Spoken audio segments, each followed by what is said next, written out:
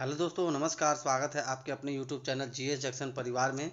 दोस्तों, झारखंड जीके का ये प्रैक्टिस सेट चल रहा है। तो पहला क्वेश्चन दोस्तों आपकी स्क्रीन पे, झारखंड में किस विद्रोह का केंद्र बिंदु वनचरी जोर यानी भागलपुर था? ऑप्शन ए चेरो विद्रोह, ऑप्शन बी मुंडा विद्रोह, ऑप्शन सी तिलका विद्रोह, ऑप्शन डी भूमिज विद्रोह। तो इसका आंसर दीजिए दोस्तों। झारखंड एक्साइज पुलिस में पूछा हुआ ये प्रश्न है। अपना आंसर कमेंट बॉक्स में जरूर दीजिए दोस्तों। और ये प्रैक्टिस सेट दोस्तों आपका 25वां है न्यू बैच का। तो दोस्तों फटाफट आप लोग अपना आंसर बताइए। झारखंड में किस विद्रोह का केंद्र बिंदु वनचरी जोर यानी भागलपुर था? तो चलिए दोस्तों, समय समाप्त हुआ। इसका आंसर ऑप्शन सी होगा। झारखंड में तिलका विद्रोह का केंद्र बिंदु वनचरी जोर यानी भागलपुर था। ऑप्शन सी करेक्ट है दोस्तों। नेक्स्ट क्वेश्चन की ओर आगे बढ़ते हैं दोस्तों। झारखंड की पहली बहुउद्देशीय नदी घाटी परियोजना कौन सी है? ऑप्शन ए हीराकुंड परियोजना, ऑप्शन बी सतलुज परियोजना, ऑप्शन सी गंगा परियोजना, ऑप्शन डी दामोदर परियोजना। तो दोस्तों फटाफट आप लोग अपना आंसर कमेंट बॉक्स में दीजिए। इंपॉर्टेंट प्रश्न है दोस्तों, और ये आपका बार बार जेएसएससी के एग्जाम में रिपीट करता है दोस्तों। तो दोस्तों इसका आंसर ऑप्शन डी होगा। भारत की पहली बहुउद्देशीय नदी घाटी परियोजना दामोदर नदी घाटी परियोजना है दोस्तों। ऑप्शन डी सही है। इस क्वेश्चन को नोट डाउन कर सकते हैं। अगला क्वेश्चन की ओर बढ़ते हैं दोस्तों।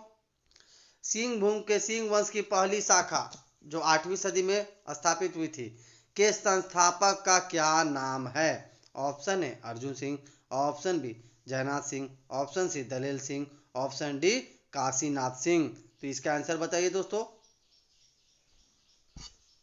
सिंहभूम के सिंह वंश की पहली शाखा के संस्थापक कौन थे दोस्तों? इंपॉर्टेंट प्रश्न है दोस्तों, ये झारखंड पुलिस में पूछा हुआ प्रश्न है।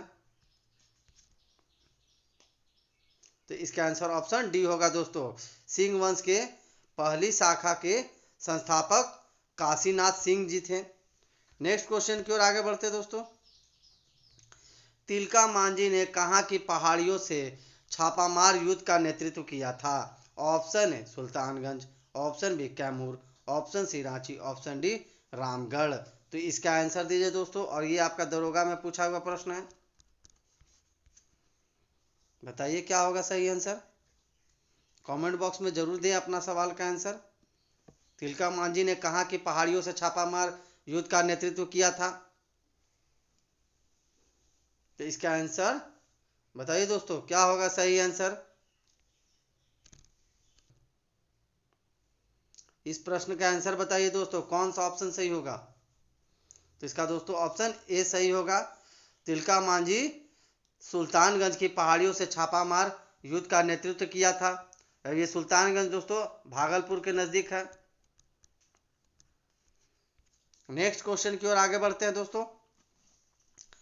सिंहभूम के सिंह वंश की दूसरी शाखा 1205 ईस्वी में स्थापित के संस्थापक का क्या नाम है? Option A Ramnarayan Singh, option B Darp Narayan Singh, option C Jagannath Singh, option D Hanuman Narayan Singh. तो इस प्रश्न का आंसर बताइए फ्रेंड्स, क्या होगा सही आंसर। इन चार ऑप्शन में कौन सा सही होगा? सिंहभूम के सिंह वंश की दूसरी शाखा के संस्थापक का क्या नाम है दोस्तों? पुलिस में पूछा हुआ प्रश्न है दोस्तों ये। इसका आंसर ऑप्शन बी होगा। सिंह वंश के दूसरी शाखा के संस्थापक दर्प नारायण सिंह थे, और इन्होंने 1205 ईस्वी में सिंहभूम में सिंह वंश की स्थापना की थी दोस्तों। अगला क्वेश्चन की ओर चलते हैं दोस्तों। किस विद्रोह का स्वरूप गुरिल्ला युद्ध था? ऑप्शन ए तिलका विद्रोह, ऑप्शन बी मुंडा विद्रोह, ऑप्शन सी चेरो विद्रोह, ऑप्शन डी संथाल विद्रोह। तो इस प्रश्न का आंसर बताइए दोस्तों, क्या होगा। किस विद्रोह का स्वरूप गुरिल्ला युद्ध था? गुरिल्ला यानी छापामार, छुप छुप के वार करने वाला युद्ध बोलते हैं इसको। तो इसका दोस्तों आंसर ऑप्शन ए होगा।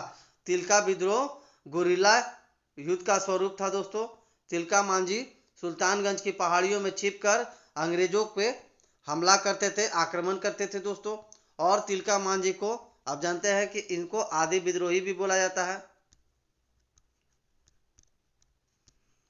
चलते हैं अगले प्रश्न की ओर दोस्तों। सिंह वंश के किस सिंहवंशी शासक ने पोरहाट के नाम से नई राजधानी स्थापित की थी? Option A Arjun Singh, option B Kashinath Singh, option C Kashiram Singh, option D Jagannath Singh. तो इस प्रश्न का आंसर बताइए दोस्तों। सिंह वंश का राजधानी पोरहाट कौन निर्माण किया था दोस्तों? इंपॉर्टेंट प्रश्न है, 2015 सीजीएल एग्जाम में पूछा है ये प्रश्न दोस्तों। तो इस प्रश्न का जरूर बताएं आंसर आप। सिंह वंश के किस सिंहवंशी शासक ने पोरहाट के नाम से नई राजधानी की स्थापना की थी? इन 4 ऑप्शन में कौन सा सही होगा दोस्तों? तो दोस्तों इसका आंसर ऑप्शन बी होगा। सिंह वंश के सिंहवंशी शासक ये काशीनाथ सिंह ने पोरहाट नाम से नई राजधानी स्थापित की थी। इसका आंसर सटीक होगा दोस्तों, ऑप्शन बी सही होगा।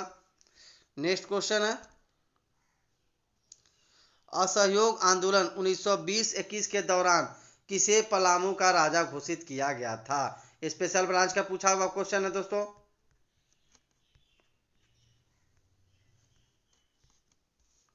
तो इस प्रश्न का आंसर बताइए। Option A Dhani Singh Kharwar, option B Tikait Umrao Singh, option C Kashiram Singh, option D Gopal Rai. तो बताइए दोस्तों इसका आंसर। और दोस्तों वीडियो पसंद आए तो चैनल को सब्सक्राइब कर ले और बेल आइकन भी दबा ले, ताकि सबसे पहले जीके का प्रैक्टिस सेट का नोटिफिकेशन आपको मिले दोस्तों। तो बताइए असहयोग आंदोलन के दौरान पलामू का राजा किसे घोषित किया गया था दोस्तों? इस प्रश्न का आंसर दीजिए, इंपॉर्टेंट प्रश्न है। इसका आंसर ऑप्शन ए होगा दोस्तों। असहयोग आंदोलन के दौरान धनी सिंह खरवार को पलामू का राजा घोषित किया था। अगला क्वेश्चन की ओर चलते हैं दोस्तों। झारखंड में कुल कितने नदी बेसिन है? Option A 5, option B 6, option C 7, option D 8। इस प्रश्न का आंसर बताइए दोस्तों। झारखंड में कुल कितने नदी बेसिन है? तो इसका आंसर ऑप्शन सी होगा। झारखंड में कुल 7 नदी बेसिन है दोस्तों। अगला क्वेश्चन, झारखंड के अधिकांश खनिज पदार्थ किस प्रकार की सेल से निर्मित है? Option A Archean, option B Gondwana, option C Dharwar, option D Vindhya. ये दोस्तों जेपीएससी और जेएसएससी एग्जाम में बार बार रिपीट होने वाले प्रश्न है दोस्तों, याद रखिएगा, बार बार ये क्वेश्चन पूछता है। तो इस प्रश्न का आप लोग सभी लोग आंसर बताइए, क्या होगा आपके अनुसार इस प्रश्न का आंसर? झारखंड के अधिकांश खनिज पदार्थ किस प्रकार की शैल यानी चट्टानों से बने हैं? आर्कियन से है या गोंडवाना से या धारवाड़ या विंध्य से? इस प्रश्न का आंसर क्या होगा दोस्तों? 4 ऑप्शन आपके पास है, इसका सही आंसर बताइए। और ये दोस्तों आपका सीजीएल 2012 में पूछा हुआ प्रश्न है।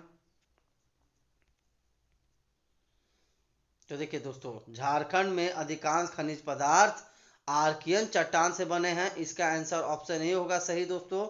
आर्कियन चट्टान सबसे पहला चट्टान होता है और इस चट्टान में सबसे ज़्यादा खनिज मिनरल्स होता है। और झारखंड का खनिज पदार्थ सबसे ज़्यादा आर्कियन सेल से बने हैं। नेक्स्ट क्वेश्चन की ओर चलते हैं दोस्तों। बड़ाज मादा समूह क्या है? ऑप्शन ए कोयला क्षेत्र, ऑप्शन बी लौह अयस्क क्षेत्र, ऑप्शन सी अभ्रक क्षेत्र, ऑप्शन डी तांबा अयस्क क्षेत्र। तो बताइए दोस्तों।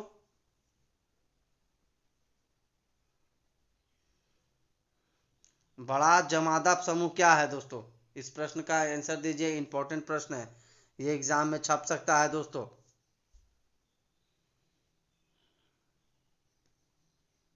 तो इसका आंसर ऑप्शन बी होगा।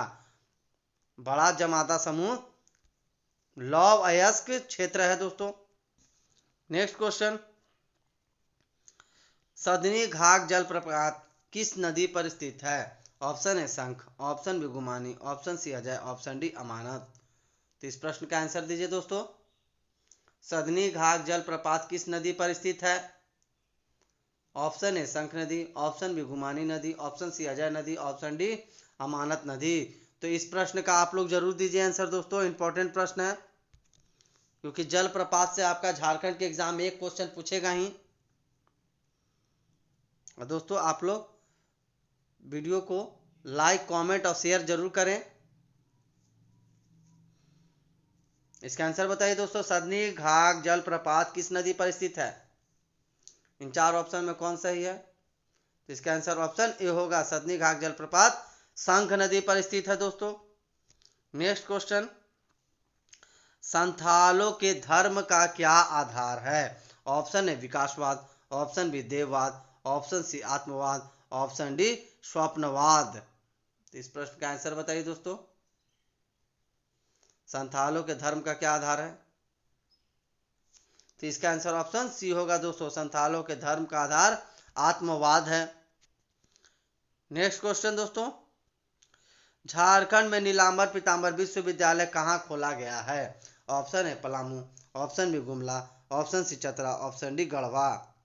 तो इस प्रश्न का आंसर दीजिए दोस्तों, 7 जेपीएससी में पूछा हुआ यह प्रश्न है। झारखंड में नीलांबर पीताम्बर विश्वविद्यालय कहाँ खोला गया है दोस्तों? आंसर बताइए। तो इस प्रश्न का आंसर ऑप्शन ए होगा, पलामू जिले में नीलांबर पीताम्बर विश्वविद्यालय को खोला गया है, स्थापित किया गया है दोस्तों। ऑप्शन ए इसका करेक्ट है। नेक्स्ट क्वेश्चन दोस्तों, सीएनटी एक्ट की धारा 58 में किसी रैयत के किसी वर्ष में लगान का भुगतान नहीं होने पर अधिक से अधिक कितने प्रतिशत साधारण ब्याज का प्रावधान है? Option A 5.75%, option B 6.25%, option C 7.25%, option D 8.50%। तो बताइए दोस्तों, अगर कोई रैयत भुगतान लगान का भुगतान यानी टैक्स नहीं दे रहा है तो उससे उस रैयत से कितना परसेंट ब्याज लिया जा सकता है? तो इस प्रश्न का आंसर दीजिए दोस्तों। इसका आंसर दोस्तों ऑप्शन बी होगा, 6.25% का लगान लिया जा सकता है कोई रैयत का, और ये बात सीएनटी एक्ट की धारा 58 में कही गई है। ऑप्शन बी सही है दोस्तों। नेक्स्ट क्वेश्चन, देय लगान का वस्तु रूप से मुद्रा रूप में रूपांतरण सीएनटी एक्ट की कौन सी धारा में वर्णित है? ऑप्शन है धारा 61, ऑप्शन बी धारा 66, ऑप्शन सी धारा 72, ऑप्शन डी धारा 77। तो इस प्रश्न का आंसर बताइए दोस्तों, फटाफट आप लोग कमेंट बॉक्स में आंसर दीजिए। लगान के रूप में वस्तु से मुद्रा के रूप में रूपांतरण कौन से सीएनटी एक्ट की धारा में की गई है वर्णित दोस्तों? तो इसका आंसर ऑप्शन ए होगा, धारा 61 में देय लगान के रूप में वस्तु से मुद्रा के रूप में रूपांतरण का प्रावधान किया गया है। यानी कोई रैयत वस्तु के जगह मुद्रा भी टैक्स के रूप में दे सकता है। यह बात सीएनटी एक्ट की धारा 61 में कही गई है दोस्तों। अगले प्रश्न की ओर चलते हैं दोस्तों, राज्य सरकार द्वारा बंजर भूमि का बंदोबस्त विहित रूप से पट्टे द्वारा किया जाएगा। सीएनटी एक्ट की कौन सी धारा में इसका प्रावधान है? ऑप्शन है धारा 56 का, ऑप्शन बी धारा 61 का, ऑप्शन सी धारा 65 का, ऑप्शन डी धारा 71 का। तो बताइए दोस्तों, इसका आंसर बताइए। राज्य सरकार द्वारा बंजर भूमि का बंदोबस्त विहित रूप से पट्टे द्वारा किया जाएगा, यह बात सीएनटी एक्ट की किस धारा में प्रावधान है? सीएनटी एक्ट का तो हम लोग जानते हैं दोस्तों, इसका फुल फॉर्म क्या होता है?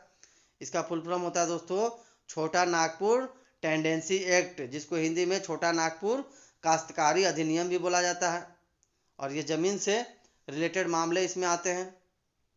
इस प्रश्न का आंसर बताइए।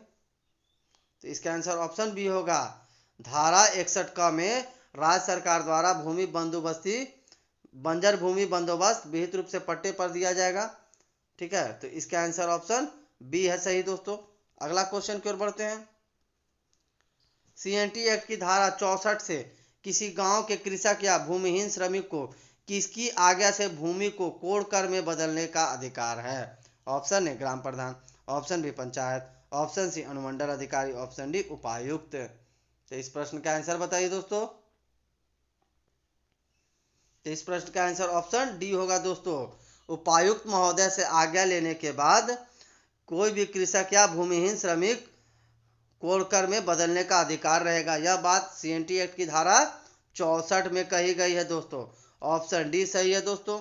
अगला क्वेश्चन, किसी भी काश्तकार को किसी आदेश या उपायुक्त के आदेश के सिवा उसकी काश्तकारी से बेदखल नहीं किया जाएगा। यह बात सीएनटी एक्ट की किस धारा में वर्णित है? ऑप्शन ए धारा 68, ऑप्शन बी धारा 70, ऑप्शन सी धारा 72, ऑप्शन डी धारा 74। तो इस प्रश्न का आंसर बताइए दोस्तों क्या होगा? तो इसका आंसर ऑप्शन ए होगा दोस्तों। धारा 68 के अनुसार किसी काश्तकार को किसी आदेश या उपायुक्त के आदेश के सिवा उसकी काश्तकारी से बेदखल नहीं किया जाएगा। यह बात आपका धारा 68 में किया गया है दोस्तों। ऑप्शन ए इसका सही है। नोट डाउन कर सकते हैं क्वेश्चन को दोस्तों, इंपॉर्टेंट प्रश्न है ये सारे जेएसएससी के एग्जाम में रिपीट होते हैं दोस्तों प्रश्न, तो आप इसको लिख सकते हैं। चलिए अगले प्रश्न की ओर चलते हैं दोस्तों।